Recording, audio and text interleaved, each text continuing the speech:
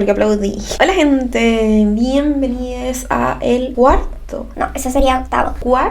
capítulo de esta serie de libro versus película de Crepúsculo. Y ya vamos al capítulo 7, Pesadilla. Después del día en la push, Bella se excusa con Charlie diciendo que no tiene hambre para irse directo a la cama. Se acuesta en ella con la almohada como en la cara y con los auriculares puestos, conectados a un reproductor de CD. Los más jóvenes no conocerán un reproductor de CD. Colocó un disco que Phil le había regalado para Navidad y le subió el volumen hasta que le dolieron los oídos. Para su gusto, gritaban demasiado y abusaban un poco del bajo. Según nos enteramos en Sol de Medianoche, el disco que ella estaba escuchando era Hybrid Theory de Linkin Park, un gran disco, por cierto.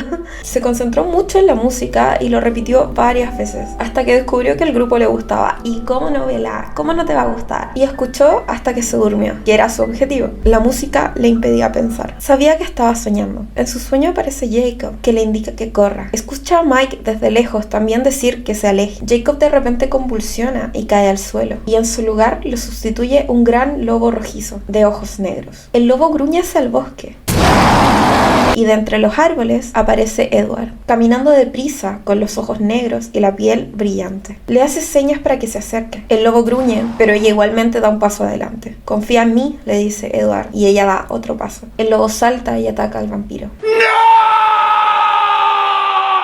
¡No! Grita ella, y en ese momento tira el reproductor de música al suelo, con el movimiento brusco al despertar. Eran las 5:30 am. Intenta acostarse a dormir otra vez, pero simplemente no puede. Ya había pensado en lo que quería evitar. Se levanta, se ducha y se seca el pelo tomándose más tiempo del necesario. Nota que Charlie ya se fue a pescar y se dispone a hacer una búsqueda por internet. Búscalo en Google.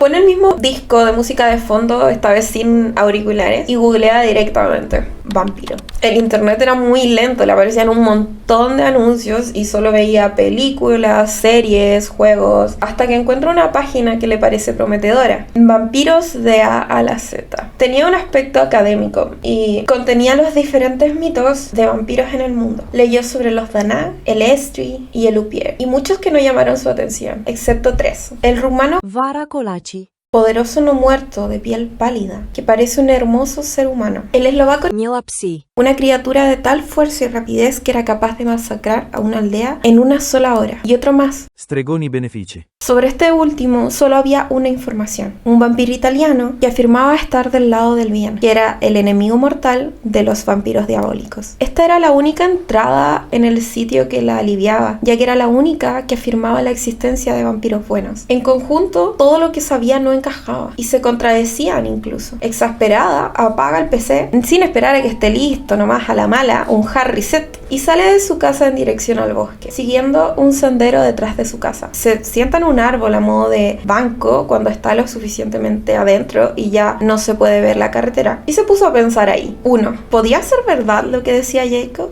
Es solo una leyenda, Bella. Y 2. ¿Qué haría ella al respecto si fuera verdad? Su respuesta a la primera pregunta fue tal vez. Definitivamente creía que los Coren eran algo. Y para la segunda pregunta, solo barajaba 2 alternativas que le parecían posibles. 1. Evitarlo e ignorarlo. Y 2. No hacer nada diferente. La primera opción se le hizo desesperante. No podía concebir la idea de simplemente ignorarlo nuevamente. Había una cosa segura para ella, y era que su reacción de gritar no en su sueño no era miedo a él, sino era el miedo de que le hicieran algo, de que resultara dañado. Y ahí estaba su respuesta. No quería otra cosa que no fuera a estar con él, incluso si se levanta del asiento y vuelve a casa entre la penumbra del denso bosque en la lluvia. Apenas era mediodía cuando entró. Subió, se cambió de ropa y se puso a hacer tarea. Un trabajo sobre Macbeth. Se sintió satisfecha y serena. Siempre había sido así, le costaba mucho tomar decisiones y esa sensación la amargaba. Pero una vez se decidía, se limitaba a seguir lo que había decidido, y por lo general representaba un alivio haber tomado esa decisión. Las girls entendemos. Yo y las que nos cuesta tomar decisiones entendemos. Odio tomar decisiones. Bella, yo te entiendo. Al día siguiente se despierta en un estupendo día soleado. Abre la ventana para dejar entrar aire y le llama la atención que esta se abra con tanta facilidad. No suena, se abre suavecito. Tomó desayuno con Charlie y se va ansiosa a la escuela de disfrutar el día de sol. Cuando llega, se sienta en unas bancas en el lado sur de la cafetería que se usaban a veces para hacer picnic y se distrae con tareas. Se da cuenta a los minutos que ya no está haciendo tarea y se pone a garabatear en el lado del cuaderno. Escucha que Mike se acerca a ella y se sienta a su lado, muy encantado de verla ahí. Toma un mechón de su pelo y le dice que no sabía que tenía rayos rojos y lo coloca detrás de su oreja. Soy patúa. Ella retrocede incómoda y le dice, sí, solo al sol. Hablan ligeramente de cosas triviales y le cuenta que hizo la tarea que era para el miércoles, lo que le pilla desprevenido ya que él tenía la intención de invitarla a salir. Ella le contesta que no es buena idea. ¿Por qué?, le pregunta. Ella piensa inmediatamente en Edward y se pregunta si Mike también piensa en Edward, pero responde, creo, y te voy a dar una buena tunda sin remordimiento si repites una sola palabra de lo que te voy a decir. Amenazó que eso heriría los sentimientos de Jessica. Dile a Jessica. Y él, totalmente aturdido, dice, ¿Jessica? Aprovechando la distracción, Bella se levanta y se va a clases. En trigonometría, Jessica le cuenta que junto a Angela y Lauren irán de compras a Port Angeles para el baile y la invita a que vaya con ellas. Estaba indecisa porque quería ir, pero iba a estar Lauren, por lo que le dice que tenía que hablar con Charlie primero. Al almuerzo, mira hacia la mesa de los Cullen y se decepciona inmediatamente ya que ninguno de ellos está ahí. Angela le pregunta nuevamente si quiere ir con ellas y esta vez responde que sí, de alguna manera para distraerse. El día transcurre lentamente luego de eso. En casa, apenas entra, Jessica la llama por teléfono cancelando los planes para el día de hoy, reprogramando para mañana, ya que Mike la había invitado a salir. Creí que Mike te iba a invitar a ti. Ay, sí, la misma cita que tenía planeado para Bella. Mike inmediatamente le pide a Jessica. Hombres. Por eso les digo que nunca se esfuercen por un hombre. Decidió matar el tiempo leyendo algo y selecciona una recopilación de obras de Jane Austen, que yo también tengo, por cierto. Toma un viejo adredón del closet y se pone a leer en el patio, en el césped, boca abajo y con los tobillos cruzados. Sus obras favoritas eran Orgullo y Prejuicio y Sentido y Sensibilidad. Comenzó con Sentido y Sensibilidad ya que Orgullo y Prejuicio lo había leído hace muy poco tiempo, pero recuerda que el protagonista se llama Edward. Enfadada, cambia a Mansfield Park, solo para notar que el héroe de esta se llamaba Edmund, demasiado parecido. ¿No había acaso más nombres en el siglo XVIII? Cierra el libro y se tumba de espaldas. Lo próximo de lo que es consciente es del sonido del auto de Charlie estacionándose en el frente. Se incorpora dándose cuenta de que se quedó dormida y con la extraña sensación de que no estaba sola. Entra rápidamente a casa y le dice a Charlie que la cena aún no está lista y se dispone a prepararla. Y después de la cena le comenta a Charlie que quiere ir a Port Angeles con las chicas. Al día siguiente seguía soleado, por lo que se puso una blusa escotada de color azul oscuro. En la escuela el plan de Port Angeles sonó mejor, ya que Lauren canceló porque no podía. Quería salir de la ciudad para no estar todo el tiempo pendiente y mirando detrás de su hombro para ver si Edward estaba ahí. Se va a casa con Jessica siguiéndola en su auto para después irse con ella, luego de dejar sus cosas y su coche. Capítulo 8. Port Angeles. A eso de las 4 ya estaban en Port Angeles. Jessica conducía mucho más rápido que Charlie. Hablando de baile y de vestidos, Bella les cuenta que nunca asistió a un baile. No, yo no bailo. Jessica quiso saber por qué no, y ella le contesta, bueno, nadie me lo pidió. Le dicen que aquí sí y que se ha negado. Angela le dice, bueno, excepto con Tyler. Bella se queda boquiabierta de que, ¿qué? Perdón, excusez-moi. Jessica le dice que Tyler le anda diciendo a todo el mundo que la va a llevar al baile de promoción. Que dice que... ¿Cómo dices que dijiste? Por eso no le caes bien a Lauren, dice. Bella estaba furiosa. Furiosa era poco. ¿Pero tú qué cojones te crees que eres, puto trozo de basura? Las chicas después se prueban algunos vestidos y en algún momento se quedan solas con Angela, momento que aprovecha para preguntarle por los Cullen. ¿Es normal que falte mucho a clase? Sin dejar de mirar los zapatos, Angela le contesta, sí.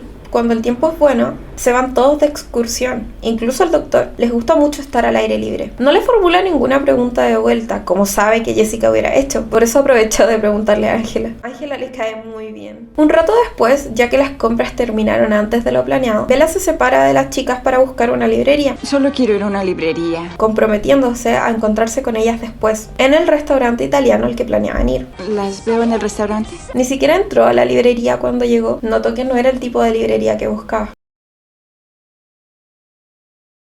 Anduvo entre las calles buscando el centro hasta que se perdió. Llegó a una zona donde casi solo existían almacenes. Cambia de dirección. Un grupo de 4 hombres doblaron a la esquina en la que se dirigía. Caminó rápidamente.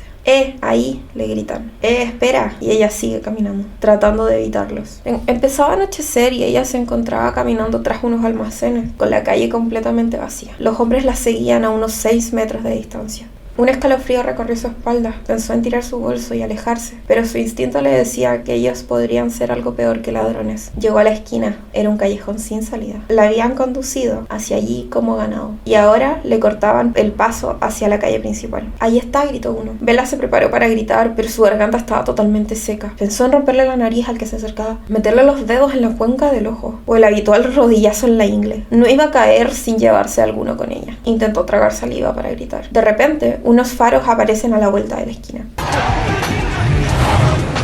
Se lanzó al medio de la carretera. El auto o la atropellaba o se detenía. Para su sorpresa, el auto se detuvo a menos de 1 metro de ella, con la puerta del copiloto abierta. Entra, le ordenó. Súbete. La invadió una repentina sensación de seguridad. En cuanto oyó su voz, saltó al asiento y cerró de un portazo. Edward les tira el auto encima, haciendo un derrape donde casi los atropella, y luego conduce de vuelta.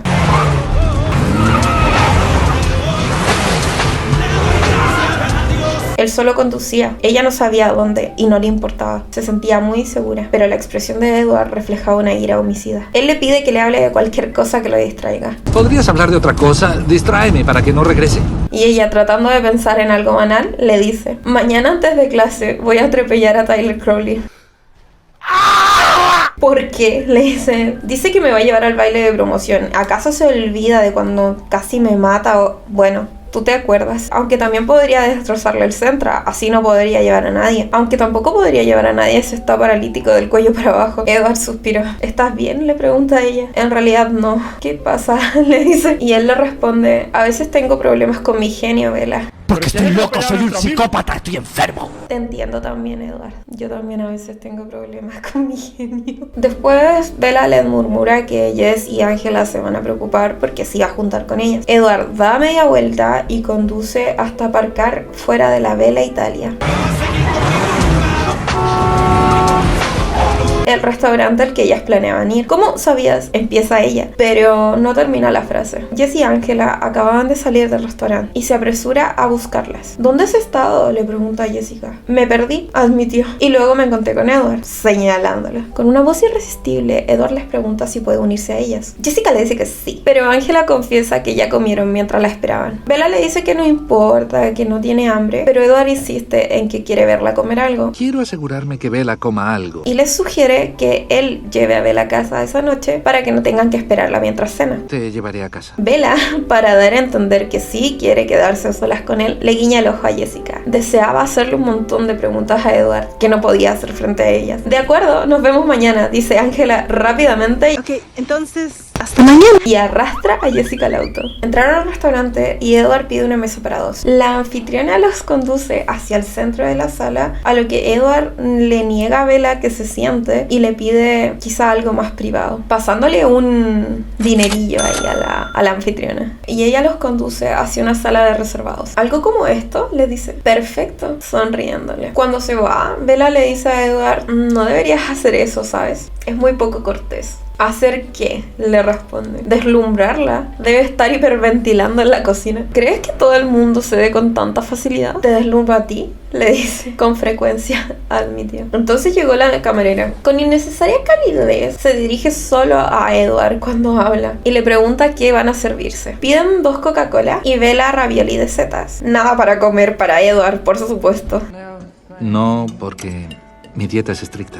Bella se bebió los 2 vasos, sorprendida de la sed que tenía. Se estremece por la bebida y Edward le pregunta si tiene frío. Ella le dice que solo era la coca. Bella busca a su alrededor y se da cuenta que dejó su chaqueta en el auto de Jess. Edward se quitó entonces su cazadora de cuero color beige y se la entregó. Ella se lo come con los ojos mientras hace eso. Se colocó su cazadora, que estaba fría, pero tenía un olor asombroso. Tu piel tiene un aspecto encantador con ese color azul, le dice Edward. Y ella se sonroja obviamente. Normalmente estás de mejor humor cuando tus ojos brillan, le dice. Atónito, él la miró. ¿Qué? Estás de mal humor cuando tienes los ojos negros. Tengo una teoría al respecto, le comenta. Llega la camarera con el plato de vela y le pregunta a Edward, ¿has cambiado de idea? Si quieres algo, dímelo.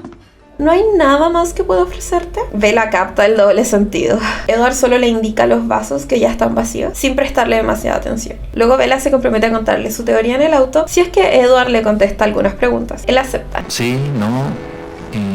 Cruzar al otro lado. La primera pregunta es, ¿por qué estás en Port Angeles? ¿Cómo supiste dónde estaba? Y él le dice, siguiente pregunta. Y él le dice, pero esa era la más fácil. Siguiente. Y aquí Vela le plantea un caso hipotético, donde hipotéticamente alguien es capaz de saber qué piensa la gente. Leer sus mentes, salvo unas cuantas excepciones. Solo una excepción, le dice él. Excepto la tuya. Hipotéticamente. Y él le dice, ¿cómo funciona? ¿Qué limitaciones tiene? ¿Cómo podría ese alguien encontrar a alguien si este alguien estuviera en peligro en el momento adecuado? Hipotéticamente, le dice él. Claro. Y dice, bueno, si ese alguien, si hubiese estado atento, la sincronización no tendría que ser tan exacta. Con los ojos en blanco, le dice, solo tú podrías meterte en líos en un sitio tan pequeño. Destrozarías las estadísticas de delincuencia para toda una década, ya sabes. Estamos hablando de un caso hipotético, le dice ella. Se ríe de ella. ¿Cómo lo supiste? Le pregunta. Puedes confiar en mí, ya lo sabes. Y él, en un susurro, dice, no sé si tengo otra alternativa. Me equivoqué. Eres mucho más observadora de lo que pensaba. Creí que siempre tenías razón.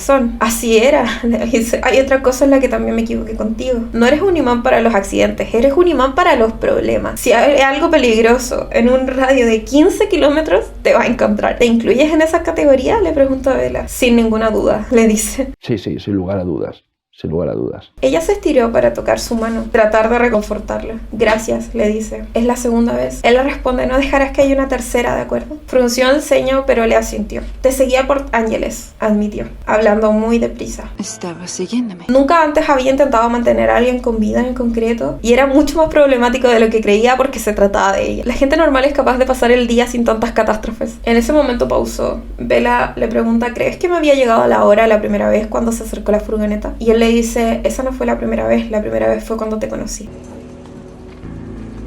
Sentí un escalofrío recordando aquel primer encuentro. Y aún así estaba ahí sentada. Sí, estoy aquí, le dice, gracias a ti. De alguna manera pudiste encontrarme hoy. Él le explica que seguirle el rastro es más difícil de lo habitual, ya que normalmente puede encontrar a alguien por suma facilidad solo escuchando su mente. Le dice que seguía a Jessica sin mucha atención y que al principio no se había dado cuenta que se había ido por su cuenta. Primero no tenía razones para preocuparse, pero se sentía extrañamente ansioso. Comenzó a conducir en círculos buscándola, viendo si alguien se había fijado en ella, y oyó lo que pensaba y vio su rostro en sus mentes. Le explica que le resultó muy duro dejarlos vivos, que cuando llegaron al restaurante pudo haberla dejado irse con Jessica y Ángela, pero no sabía si iba a ser capaz de controlarse, y ella permaneció en silencio, confusa. Finalmente él le pregunta, ¿estás lista para ir a casa? Estoy lista para salir de aquí, le dice, ya que no estaba lista para separarse de él. ¿Qué tal todo?, le preguntó la camarera a Edward. Dispuesto a pagar la cuenta, gracias. La cuenta, por favor. Claro, le dice, aquí tienes, como tartamudeando. La camarera extrae la cuenta y se la entrega. Edward ya tenía un billete en la mano, lo mete en la carpetita sin siquiera mirarla y le dice, quédese con el cambio. Sonrió y la camarera le sonríe de manera insinuante. Que tengan buena noche. Edward no apartó la mirada de ella ni un segundo. Caminó muy cerca de ella fuera del restaurante y le abrió la puerta del copiloto hasta que ella entró. Luego la cerró detrás de ella con suavidad. Entra, joder. Lo contempló dar la vuelta por delante del coche, sorprendida con la gracia con la que lo hacía. Tenía la sensación de que Edward no era la clase de personas a las que te acostumbras. Una vez dentro, puso la calefacción al máximo y luego se metió al tráfico. Ahora,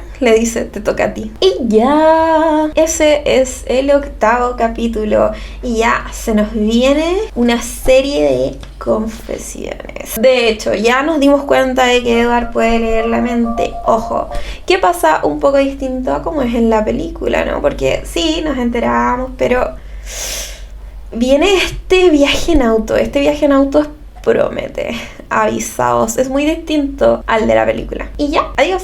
Espero que hayan disfrutado este video y denle like, suscríbanse, denle a la campanita, comenten qué es lo que les gustó del video, comenten qué es lo que no les gustó del video, pero no sean muy crueles, por favor.